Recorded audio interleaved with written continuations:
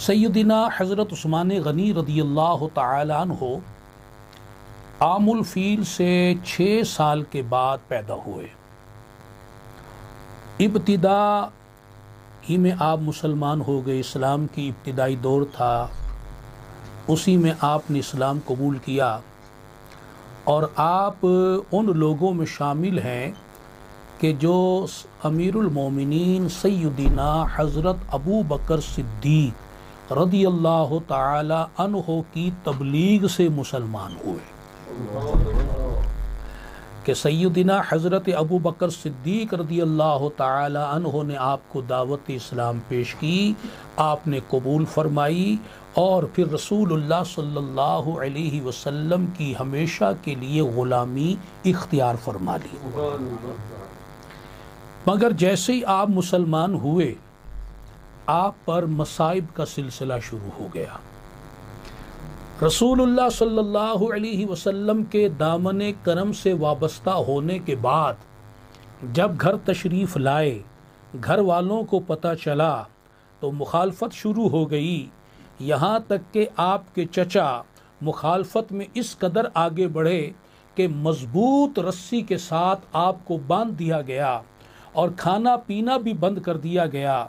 اور مجبور کیا جانے لگا کہ رسول اللہ صلی اللہ علیہ وسلم کی غلامی چھوڑ دو،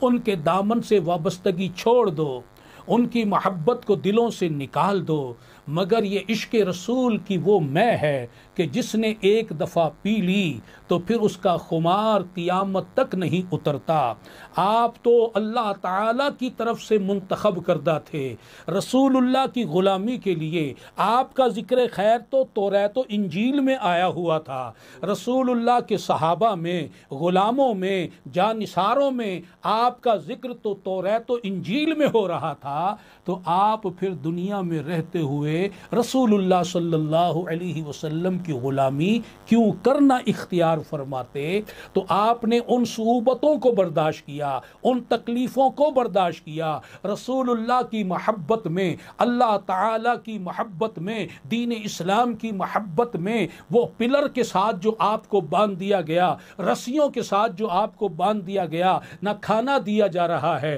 نہ پینے کے لیے کچھ دیا جا رہا ہے، نہ چھوڑا جا رہا ہے، اور آپ استقامت کا پہاڑ بن کر اللہ و رسول کی محبت میں آپ وہ ساری تکلیف کو جھیل رہے ہیں، یہاں تک کہ گھر والے چچا آپ کو ستاتے ستاتے تھک گئے، مگر آپ استقامت کا مظاہرہ کرتے ہوئے نہیں تھکے، مجبوراً گھر والوں کو آپ کو آزاد کرنا پڑا۔ سبحان اللہ، سبحان اللہ، سبحان اللہ۔